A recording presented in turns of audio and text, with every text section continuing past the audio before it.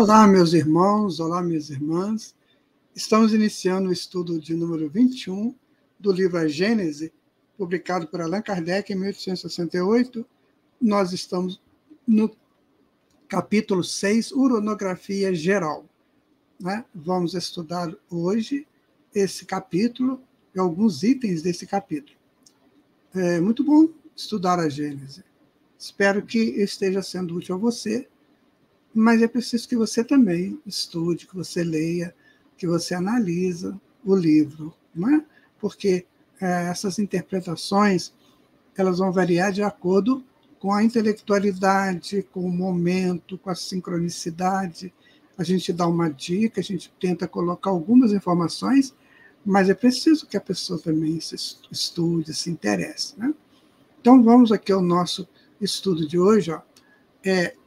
A Gênese, né, que é o estudo 21, que vai tratar da uranografia geral, né? Nós já estudamos o tempo, a matéria, as leis e as forças, a criação primeira, a criação universal, os sóis e os planetas, os satélites, os cometas, a Via Láctea, as estrelas fixas. Então, hoje, vamos começar com os desertos do espaço. Então, nós vamos estudar hoje dos itens 45 a 52 do capítulo 6. Ok? Então, vamos começar o nosso estudo aqui. Os desertos do espaço. O senhor Allan Kardec vai colocar a seguinte informação. Na verdade, consta que esse capítulo foi escrito pelo senhor Galileu Galilei, através da psicografia de Camille Flammarion, que era um dos membros da Sociedade Parisiense de Estudos Espíritas. Camille era considerado o maior astrônomo da época. Um deserto imenso, sem limites, estende-se além da aglomeração de estrelas, das quais viemos de falar e englobar. Solidões sucedem a solidões, e as planícies imensas do vazio se estendem ao longe. Os montões de matéria cósmica, encontrando-se isolados no espaço, como as ilhas flutuantes de um imenso arquipélago. Se o quisermos apreciar de alguma maneira a ideia da enorme distância que separa um montão de estrelas, das quais fazemos parte, das mais próximas aglomerações, é preciso saber que estas ilhas estelares estão disseminadas e raras no vasto oceano dos céus, e que a extensão que as separa umas das outras é incomparavelmente maior do que aquela que mede suas dimensões respectivas. Bom, vamos pensar aqui.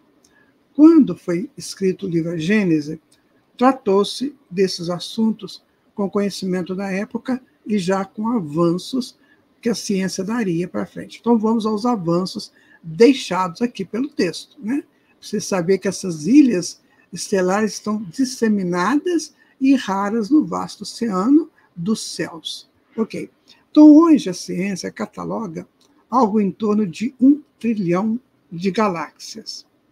Olha, cada galáxia é composta de sistemas solares, igual o nosso aqui. Né? Tem o Sol central com os planetas, cometas, asteroides e tudo mais que tem no sistema solar. Então, calcula-se que em cada galáxia dessa tem em torno aí de 200 a 300 bilhões de sistemas solares. Pode ter galáxia menor, né, com menos sistemas solares. São mais ou menos 1 trilhão de galáxias. Então, você imagina que é uma coisa monstruosa, uma coisa muito grande. E os próprios astrônomos, eles dizem assim, olha, tem números na astronomia que a nossa mente não consegue identificar, mas é bom saber que existem. Então, é isso que está colocado aí nesse item 45, né? Então, existe uma vastidão imensa de corpos, né, no espaço.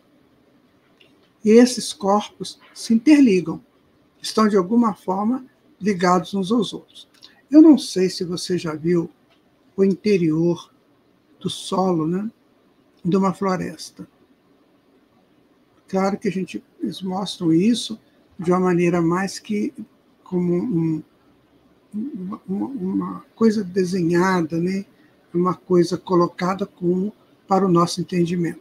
Então, aquelas raízes se entrelaçam umas às outras numa vastidão imensa. Numa floresta, tipo floresta amazônica, a gente nem imagina o que está no subsolo. Assim também nos espaços siderais. As galáxias se interligam. Então, você imagina que tem uma árvore e as raízes que se interligam e outra árvore que tem raízes que vão interligando. Então, cada uma árvore seria uma galáxia, para entender isso. Você pega uma floresta, né? Então, uma imensidão enorme de árvores, né? De galhos, enfim, de coisas que compõem a floresta. Assim também é o universo. Então, imagina 1 trilhão de galáxias. A gente não tem nem ideia disso. Com 200 bilhões vamos botar uma média de 200 bilhões cada galáxia, de sistemas solares. Cada sistema com seu séquito planetário. Observe que coisa monstruosa que é isso. Por isso que nós temos que estar sempre ligados ao estudo, porque cada vez mais eles avançam. Para vocês terem uma ideia, essas galáxias, elas criam aglomerados, provavelmente regidos por uma galáxia maior, como aqui no nosso aglomerado de estrelas, nós somos regidos por Alcione, que é uma estrela maior. Então, antigamente, eles diziam que tinha um grande atrator que fazia as galáxias moverem. Então, a busca desse grande atrator. O que é esse grande atrator? Então, hoje sabe-se que são conglomerados maiores de galáxias. Ou seja, é tudo uma dinâmica, uma coisa super harmoniosa que faz com que o universo exista na sua grandeza. Nós estamos ainda começando a querer entender isso. Começando.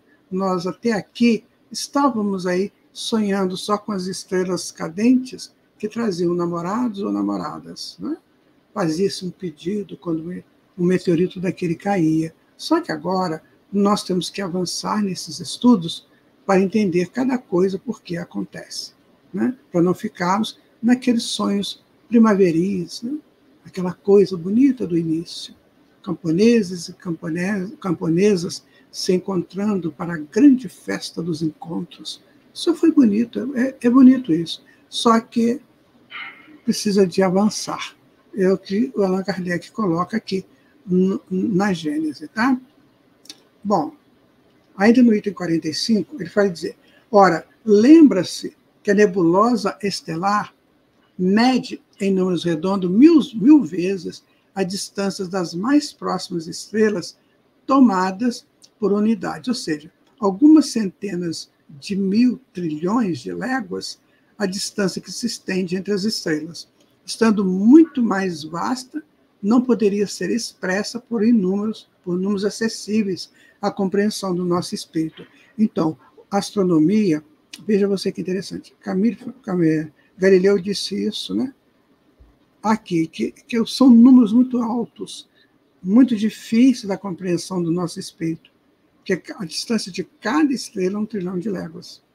Cada légua 15 quilômetros. Né? Então, você vê, é muito distante isso. Então, para a gente entender isso, é difícil. Assim como os astrônomos do presente estão dizendo a mesma coisa. Tem números na astronomia que a gente não consegue captar de uma vez por todas. Tá? Aí, continuando aqui, ó, peraí, só um instantinho. Continuando, a imaginação, só nessas mais altas concepções, é capaz de superar esta imensidão prodigiosa, essas solidões mudas e privadas de toda aparência de vida e de examinar, de alguma forma, a ideia deste infinito relativo. Tem pessoas que afirmam que o universo não tem som, que o universo é uma coisa assim parada, né? Você vê, por exemplo, essas viagens espaciais, né? Você vê aquele vazio enorme do universo, sem som, sem nada.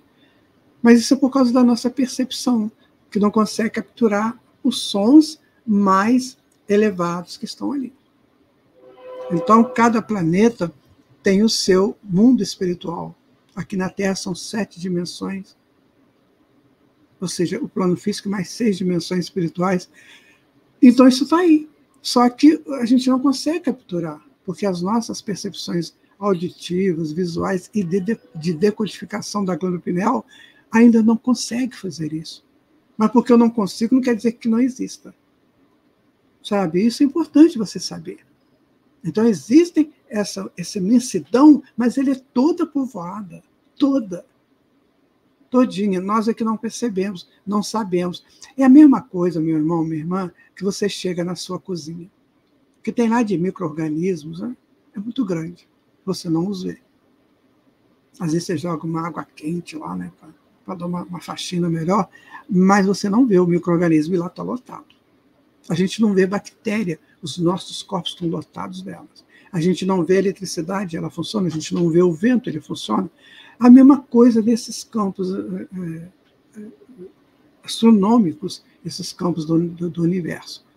Então, eles não sabem porque não conseguem ver. Alguns aparelhos já conseguem ver alguma coisa, mas ainda no início. Mesmo o James Webb, ainda muito no início.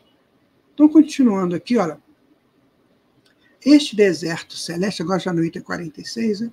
Esse deserto celeste, entretanto, nos envolve, que envolve o nosso universo sideral, e que parece estender-se como os confins recuados do nosso mundo astral, está abrangido pela vida e pelo poder infinito do mais elevado, que para além destes céus de nossos céus, desenvolveu a trama da sua criação ilimitada. Então, amigo e amiga, o que a espiritualidade está nos dizendo? Que além de tudo isso que a gente possa perceber, existe, né, coisas extraordinárias, né, acontecendo, existindo e interagindo entre si. Então, por exemplo, se você tiver a capacidade de sair da Terra e olhar, você não vai ver nada. Você vai ver um vazio, escuro, né? sem nenhuma garça, digamos. Se você olhar pelo telescópio, você vai ver os planetas do sistema solar muito distantes, parecidos estrelinhas. Porque a nossa capacidade perceptiva não alcança ainda essa imensidão. Quando a gente for avançando na evolução, nós vamos ver isso com mais clareza. Como André Luiz disse, que cada galáxia é uma cidade sideral. Então a gente vai ver a cidade, não a galáxia. Não vamos ver estrelas esparsas. Vamos ver tudo com sentido próprio. Para que tem essa estrela? Para que tem aquele sistema? Para que tem aquele corredor de sistemas? Para quê? Porque tem uma utilidade. Mas isso é o nosso projeto evolutivo. Então nós temos que partir para esses entendimentos. Buscar esses entendimentos. Este é o livro A Gênese, né? Claro que, como eu disse para vocês, ainda é uma coisa de início para muitos dos espíritos. Por isso nós temos que estudar o livro A Gênese. Tá? Continuando no item 47, né, vai colocar, além destas vastas solidões, de fato, dos mundos radiantes em suas magnificências, tanto quanto nas regiões acessíveis às investigações humanas, além desses desertos esplêndidos oásis, vagueantes no límpido éter, e renovam incessantemente as cenas admiráveis da existência e da vida. Além, desenrolando seus agregados longínquos de substância cósmica, que a visão profunda do telescópio entrevê através de regiões transparentes de nosso céu, estas nebulosas que nomeais irresolúveis e que vos aparecem como leves nuvens de poeira branca perdidas num ponto desconhecido do espaço etéreo. Ele está confirmando aquilo que nós estamos dizendo, sabe, minha gente? Nós ainda não temos capacidade de ver esse cosmos. Mas não quer dizer que ele não exista, que essas estrelas não estão entrelaçadas por mundos espirituais, por situações que a gente nem imagina. O Galileu coloca aqui oásis, né? Que a gente nem imagina. Então, na hora que a gente deixa a vida simples, comum, para uma vida mais evoluída, mais elevada, nós começamos a entender isso. Desta forma, ou por esta razão, é que existe a doutrina espírita, para nos ensinar isso, para nos tirar essa pequenez que nós estamos nela, para avançar nos nossos olhares. Eu sou de uma cidade pequena, quando eu era garoto, lá na minha cidade, Oliveira Fortes, aqui em Minas Gerais, a gente via o céu todo estrelado à noite, que na verdade era uma pequena região da Via Láctea, da nossa galáxia. Aquele monte de estrelas, aquele volume imenso de estrelas, e no meio uma via branca leitosa. Né? Então era isso que a gente via. Agora, futuramente, nós vamos olhar esse céu e vamos entender por que de cada estrela daquela. O que é planeta, o que é estrela, o que é quasar, o que é outras manifestações do universo. Né? E vamos continuar, então, aqui no raciocínio do item 6. Olha, lá se revelam e se desenvolvem mundos novos, onde condições variadas e estranhas a estas, e que são inerentes ao vosso globo, dão-lhe uma vida que a vossa concepção não pode imaginar e nem vosso estudo constatar. É lá que resplandece em toda a sua plenitude o poder criador. Para os que vêm das regiões ocupadas por vosso sistema, as manifestações da vida e as rotas novas que seguimos nesses países estrangeiros abrem-se-nos perspectivas desconhecidas. Bom, o que nós podemos tirar desta informação? Estamos no começo. Estamos no começo para um grande aprendizado futuro. Então, na época da regeneração aqui da Terra, isso vai ser estudado. Talvez a gente não vai conseguir enxergar ainda, mas teremos equipamentos, aparelhos, mestres, aulas profundas. Agora, meu amigo, quando você está no beabá 1, 2, 4, 1, 2, 3, 4, aí vai ficar difícil. Você não quer avançar, você acha muito difícil, não quer sair da sua zona de conforto. Não é fácil você abrir espaços na sua mente para informações novas, mas a neurociência, ela tem um estudo muito interessante, ela diz o seguinte, que os nossos cérebros são normalmente escuros. Tudo escuro, como o universo, que a gente vê aqui. Ele só ilumina quando a gente coloca uma coisa nova lá. Aí ilumina. Também no universo. Quando você começa a buscar o entendimento das coisas, da vida, começa a iluminar para você a expressão da própria vida. Então é preciso sair da caixinha de conforto para uma coisa mais evoluída. Ok? Essa é a proposta. Então ele vai agora trabalhar as eternas sucessões dos mundos. Vamos ver o que ele nos traz, né? Item 48, temos visto que uma só lei primordial e geral foi dada ao universo a fim de assegurar a estabilidade eterna, e que esta lei geral é perceptível aos nossos sentidos por diversas ações particulares que nós denominamos de forças diretrizes da natureza. Então, vamos mostrar hoje que a harmonia do mundo inteiro, considerado sob o duplo aspecto da eternidade e do espaço, é assegurada por essa lei suprema. Aqui vem a nossa tranquilidade. Então, está tudo regido por uma lei. Não existe esse caos, esse acaso estranho. Não, tem uma lei. Uma lei que rege as 4 forças da natureza. Força forte, força fraca, eletromagnetismo e gravidade. Então, essas 4 leis que nós estamos tendo conhecimento aqui, elas regem tudo que existe. A gravidade, né? O eletromagnetismo, as forças atômicas do núcleo e dos elétrons. Então, isso tudo é que vai dar consistência à criação. Então, Deus, ao criar uma possibilidade dessa, ele dá a mola mestra, ele dá o ponto de referência desta própria criação. Então, como existem milhares de universos, Então, esse nosso universo tem este ponto fundamental de criação. Um outro universo terá outro ponto de criação. Assim como o que você faz aí na sua casa. Se você vai fazer arroz, você tem o ponto do arroz. Se você vai fazer feijão, você tem o ponto do feijão. Mas se você vai fazer a salada, você tem o ponto da salada. Então, junto dá um banquete, não é assim? É a mesma coisa, gente.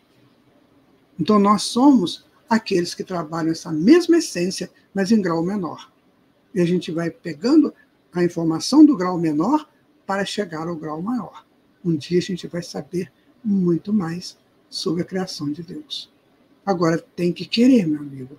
Tem que se esforçar, tá? De fato, se remontarmos à origem primeira das primitivas aglomerações de substância cósmica, distinguiremos que já sob o império dessa lei, a matéria sofreu as transformações necessárias que as conduzem ao germe, que as conduzem do germe ao fruto maduro e que, sob a impulsão das forças diversas nascidas dessa lei, ela percorre a escala de suas revoluções periódicas. Primeiro centro fluídico do movimento, a seguir gerador dos mundos, mais tarde núcleo central e atrativo das estrelas, que tomaram o nascimento em seu seio. Vou te dar uma explicação aqui, é bem simples, assim, muito simples mesmo. Quando você vai fazer o angu, você tem a água e tem o fubá, né? Assim, Então você tem dois fluidos, um fluido mais líquido e outro fluido sólido, porque o fubá também é um fluido, só que ele é sólido. Então você vai fazer o seguinte, você vai botar a água, né? Vai mexer lá o fubá na água, ele vai engrossando, né? Assim, até chegar a uma consistência que você quer para o seu angu, ou mais mole, ou mais duro, aí você que vai definir. Assim também no universo. Então era uma matéria cósmica, que essa matéria ela foi sendo manipulada pelos espíritos superiores, né? E formando os mundos, formando as galáxias, os mundos, formando tudo que tem. Mas tudo parte de uma essência só, que é a matéria cósmica universal, o fluido cósmico universal. Então, tudo parte do fluido, que vai sendo manipulado, engrossando ou não, densificando mais aqui, menos ali, e vai formando esse equilíbrio gigantesco do universo. Deu para você ter uma ideia?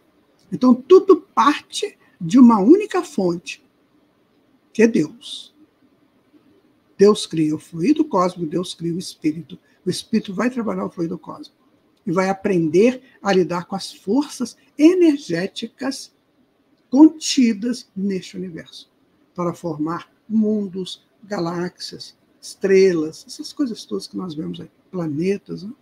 Então, quando você toca qualquer coisa aí na sua casa, vem do fluido cósmico universal condensado. Se você abre a torneira, é fluido cósmico em estado líquido. Se você vê um vapor, fluido cósmico em estado gasoso, e assim vai. Entenderam? Então, tudo parte, que está falando aqui, tudo parte de um único princípio. Né? E aí vai continuar, olha. Já sabemos que essas leis presidem a história do cosmos.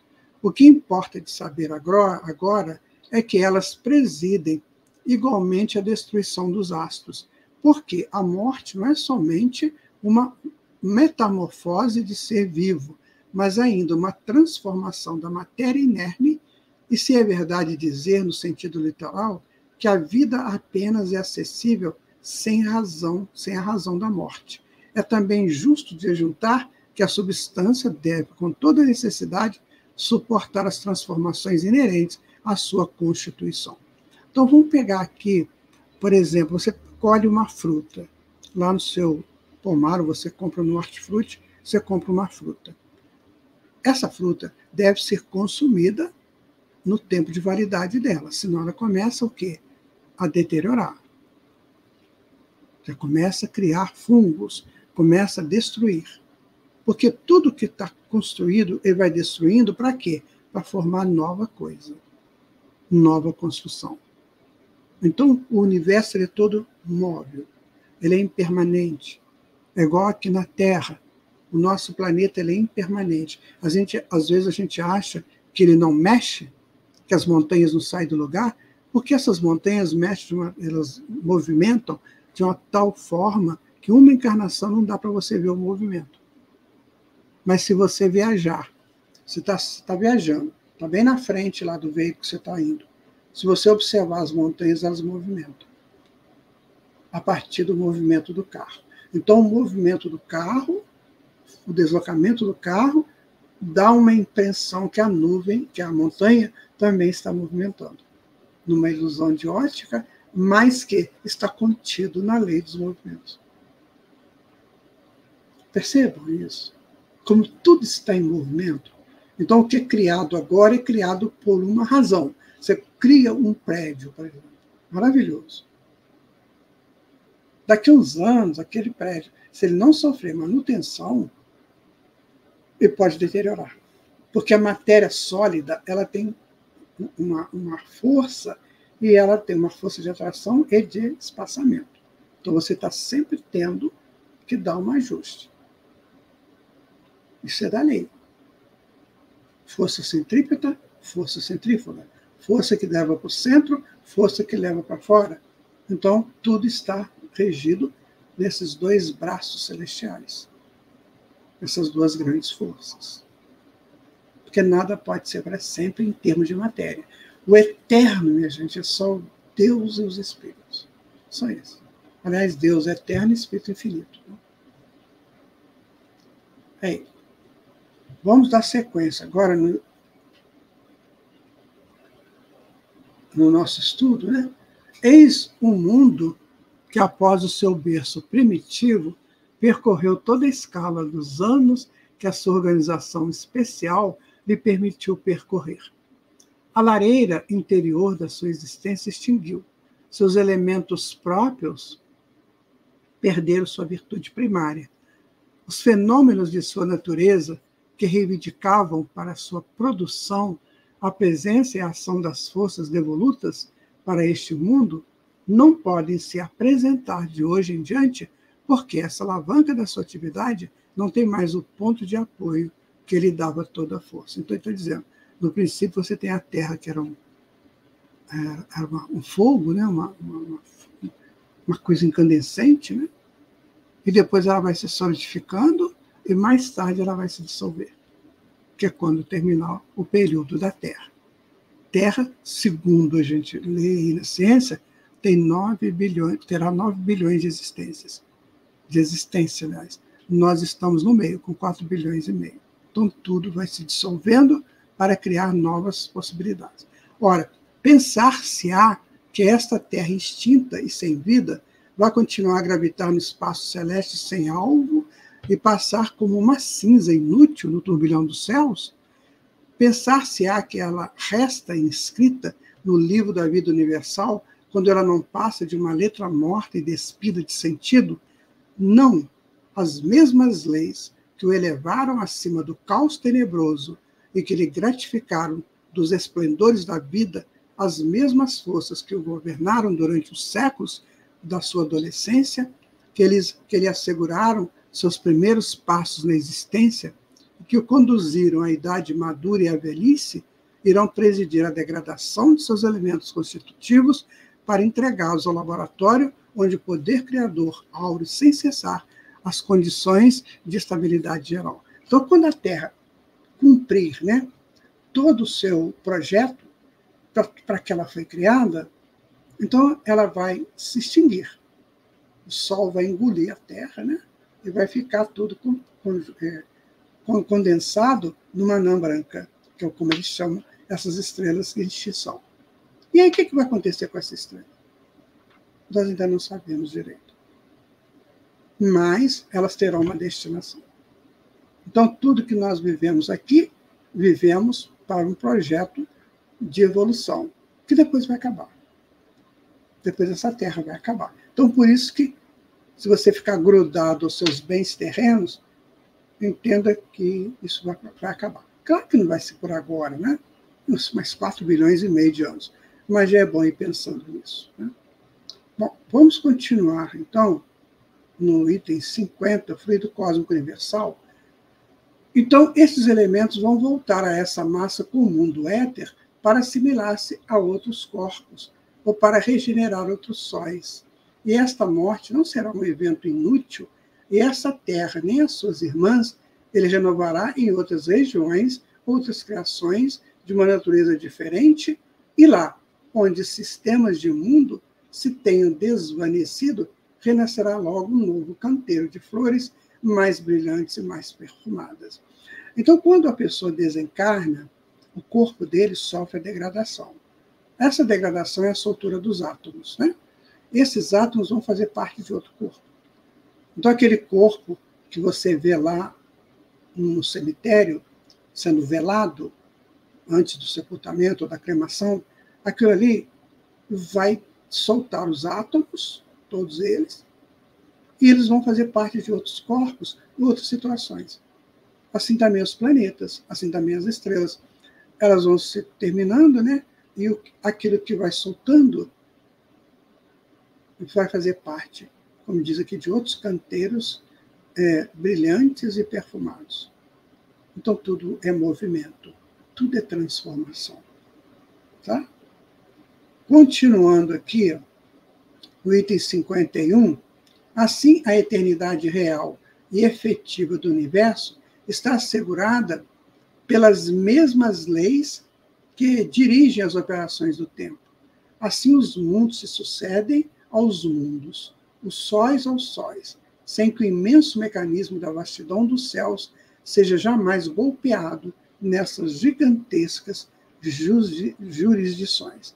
Então você imagina que lá no futuro, né, nós vamos ter outros universos, outros sistemas, outras possibilidades de vida, pela transformação natural. E esses átomos vão evoluindo também. Como diz a questão 540 do Livro dos Espíritos. O arcanjo começou pelo átomo. Então o átomo também evolui. Ou seja, tudo evolui. Então o átomo não vai ser sempre átomo. Vai chegar uma hora que vai ser agregado a eles outras possibilidades, né? Ele recebe a mônada, aí vai ser a evolução da mônada. Meu amigo, minha amiga, é tudo muito interessante. Não é difícil de entender isso. Não é difícil. Você faz o alimento na sua casa. Fez um alimento qualquer. O que você faz depois? A panela está suja? Não está? Tá. Já usou, foi útil para aquele momento, agora não é mais. Agora aquilo ali tem que ser o quê? Limpo. Tem que lavar, né? Tem que secar para ficar pronta para outro alimento. O universo é assim também. Uma coisa é criada, é buscada, é criada, faz o seu evento ali, o que tem que ser feito, e depois ele vai recomeçar. Vai tirar aqueles resíduos para recomeçar um novo evento. Salão de festas, né? Muito, muito bem arrumado, muito lindo, maravilhoso. Faz-se a festa, fica aquele caos, que depois de uma festa costuma ficar um caos, aí arruma de novo o salão para outro evento. É assim que funciona. É assim que o universo funciona. Então não tem nada de difícil de entender isso. Então todas as estrelas que você estiver vendo, todos os planetas, tudo que tiver no seu campo visual, vai ser transformado. Você não vê os carros, né? O carro você compra ele novinho, usa, o segundo dia que vira sucata. Essa sucata vai fazer o quê? Novas possibilidades de novos carros. O papel que você usa, né, vai ser transformado em novo papel. É assim o universo, minha gente. Aliás, acontece isso aqui no plano físico porque a lei, a regra é geral para tudo. Claro que ela amplia quando as coisas são maiores, mas mesmo as pequenas coisas, a lei é a mesma. Continuando então, olha, lá onde os vossos olhos admiram esplêndidas estrelas sob a abóbada das noites, lá onde o vosso espírito contempla as radiações magníficas que resplandecem sobre distantes espaços, após longo tempo, o dedo da morte sorveu esses esplendores, após longo tempo, o vazio sucedeu a esses deslumbramentos e recebeu mesmo novas criações ainda desconhecidas. Olha, a gente não pode saber tudo. Não, desculpa. A gente não pode saber tudo. Não podemos. Nós não temos capacidade perceptiva e de síntese. Então a gente vai pegando aos poucos. Mas chega uma hora que você pega, já faz uma abrangência, você começa a ficar maravilhado e maravilhada com a extensão da criação, na qual você está inserido, está inserida. E você é superior a tudo isso. Porque você é espírito, aquilo lá ainda é matéria. E você é filho e filha de Deus. Ó, meu irmão, se você não sair desse pedacinho que você gosta de habitar, né? Praia nas férias, temos que ir para a praia. Aí vai aquela galera lá para a praia, né? Fazer o quê? Para fazer uma introspecção, uma imersão nos conhecimentos da natureza? Com certeza não. Vamos fazer um passeio, um turismo. Você vai passar por regiões bem interessantes. Você procura saber que regiões foram aquelas, o que aconteceu ali no passado. Também, provavelmente, não. Então, nós estamos muito ligados, gente, a coisas muito assim, imediatistas, que atendem só às sensações, e não à inteligência, ao sentimento, à emoção do saber, do conhecer. Você imagina, você lá no mar Egeu, lá na Grécia, transitando naqueles barcos, olhando aquela paisagem milenar, onde tem tanta história de cultura, né? Será que a gente vai observar isso? Eu já vi barcos de turismo no mar Egeu, vi assim, por documentários, né? O que eles faziam lá no barco era abominável, em plena natureza, linda, maravilhosa.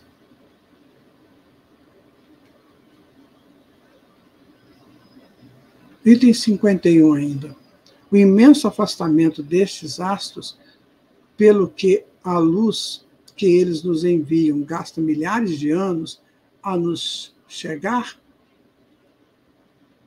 faz com que recebamos somente agora os raios que eles nos têm enviado muito tempo antes da criação da Terra, e que nós os observaremos ainda durante milhares de anos após seu desaparecimento real. Essa daqui já é uma informação que ela já está mais popularizada, né? Então, por exemplo, a luz que nós pegamos do Sol, nesse momento, ela gastou 8 minutos para chegar aqui. Ela não saiu instantaneamente do Sol, eu estou vendo, não. Eu estou vendo a luz que saiu há 8 minutos atrás lá do Sol. Então, imagina estrelas distantes. Eu posso estar vendo uma estrela que já nem existe mais. Só estou vendo a luz dela, quando ela existiu. Está vendo? Então, é por causa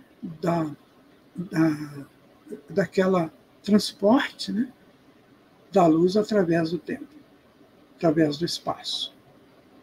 Então, isso é grande, minha gente. Assim, não é para assustar, é para nos tornar grandes, porque é o que nos aguarda. Um dia nós vamos entender tudo isso, com tamanha condição, que nós vamos falar, meu Deus, naquele momento ali, que eu li o livro A Gênese do Allan Kardec, eu comecei a me interessar por isso e a estudar isso. Agora com olhos espirituais, não só com olhos físicos. Porque senão vai achar que isso aí está tudo perdido no espaço. Os cientistas muitas vezes falam, está tudo perdido. E só a Terra que tem vida. Não, não é nada disso. Tudo tem vida, tudo, tudo, tudo. Agora, são coisas que nós ainda não entendemos. Mas vamos entender. Continuando aqui o nosso raciocínio, né? O que são os 6.000 anos da humanidade histórica ante os períodos seculares, segundos nos vossos séculos? O que são vossas observações astronômicas ante o estado absoluto do mundo, a sombra eclipsada pelo Sol? Né? Então, nós temos aí em torno de 7.000 anos de escrita, né, de coisa escrita, falada já tem mais tempo. A gente não sabe nada, meu Deus, nada. Porque desses 7.000, 8.000 anos que tem aí, de coisas que a gente estuda, né, A gente não sabe nada. Não se interessa, sabe?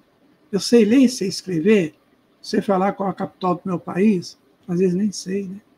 Não tá bom, tá nada. Nós temos o universo para conquistar. Ou eu começo agora ou eu começo depois. Se eu começar agora, eu tenho ganho de tempo. Ah, mas eu não estou muito afim, não, sabe? Vou deixar isso para outro dia.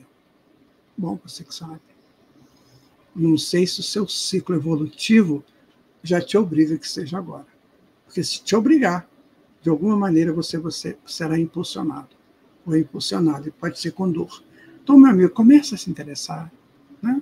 Comece. Por isso que a doutrina espírita estuda isso. Porque não se caberia o espiritismo sem esse estudo, dada a sua grandeza científica, filosófica e teológica. Se não tivesse esse estudo, estaria incompleto. Mas ele aí está, para todos nós. Item 52 agora, né? Que virá nele.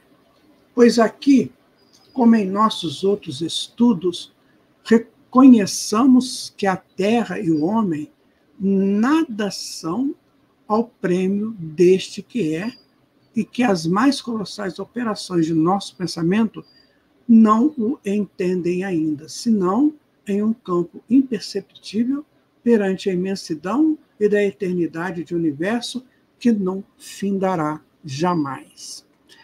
Existe uma querela, né, na ciência que é assim: o nosso universo é finito ou infinito? Ele é finito no seu tempo, né, de existência, mas é infinito porque ele se junta a outro e vai gerar um outro universo. Então ele vai se multiplicando. É como pai e mãe criando filhos. Então isso tudo é para a gente refletir. Né? Outra coisa, a nossa luz, ela caminha 300 mil quilômetros por segundo. Certo? Certo. É muito forte a velocidade? É, mas demora, né? Você vê que a luz, para chegar do Sol até a Terra, que são 149 milhões e 600 mil quilômetros, ela demora 8 minutos.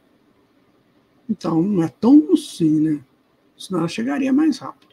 Os egípcios diziam que os pensamentos mais avançados chegam a 8 milhões e 100 mil quilômetros por segundo.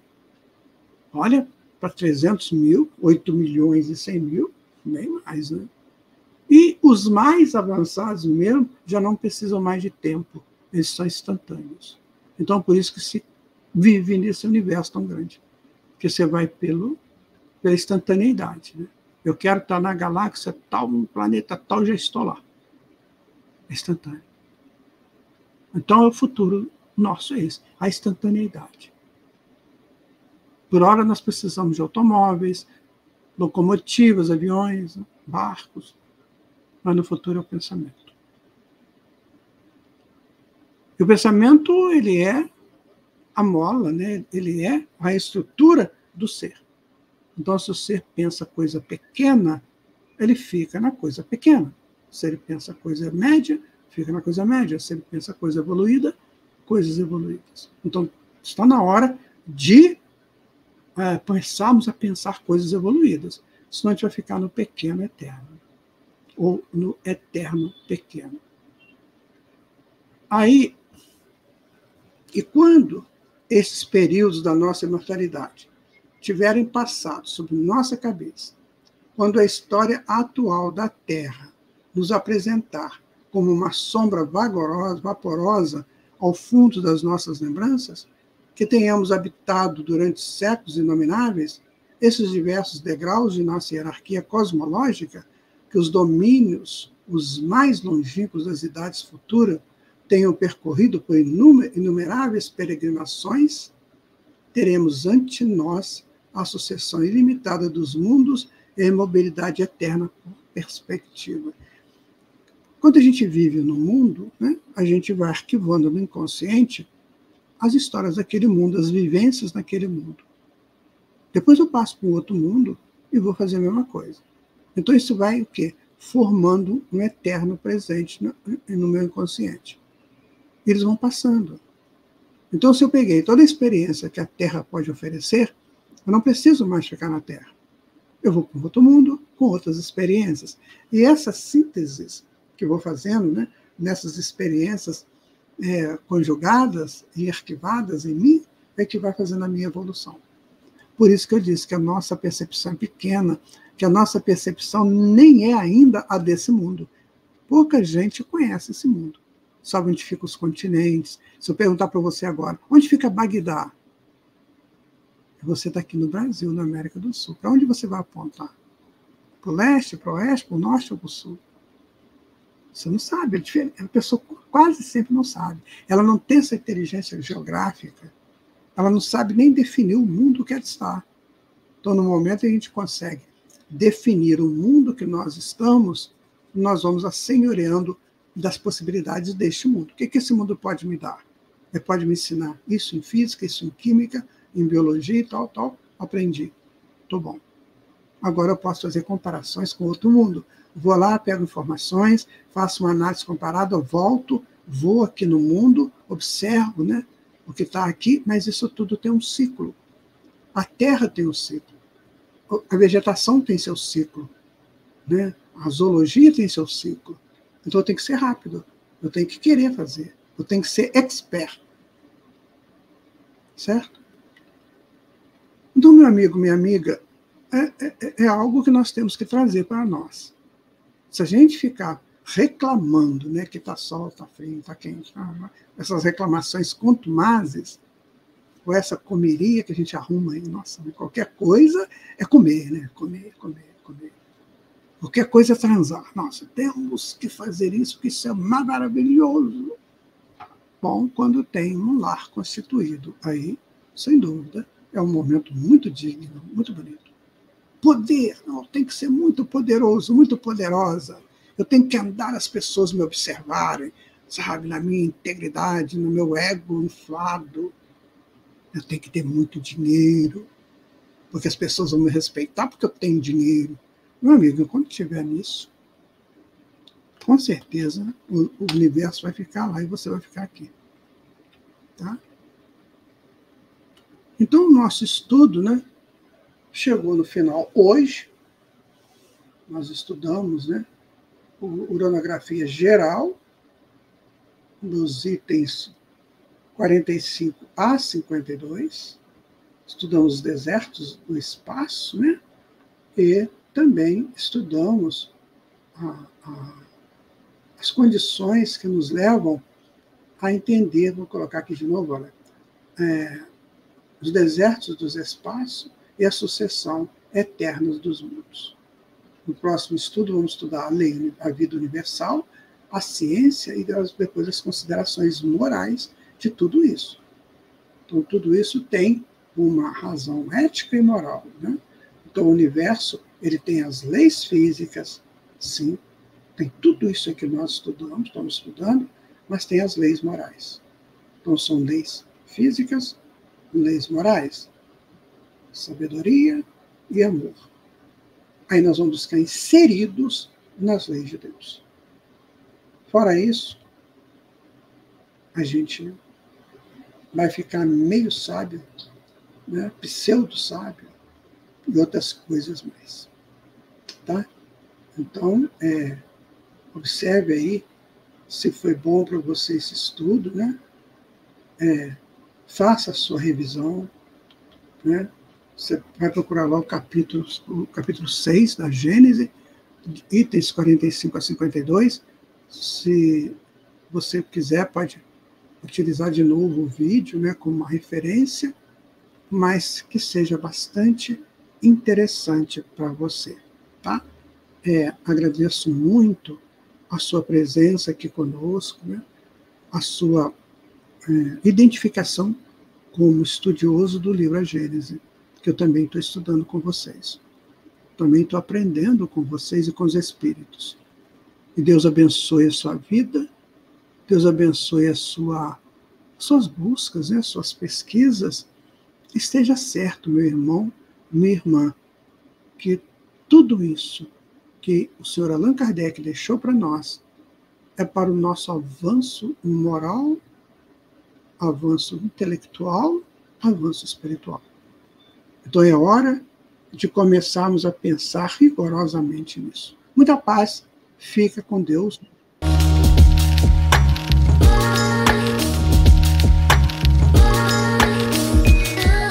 Alô? Oi? Como está? Tudo bem?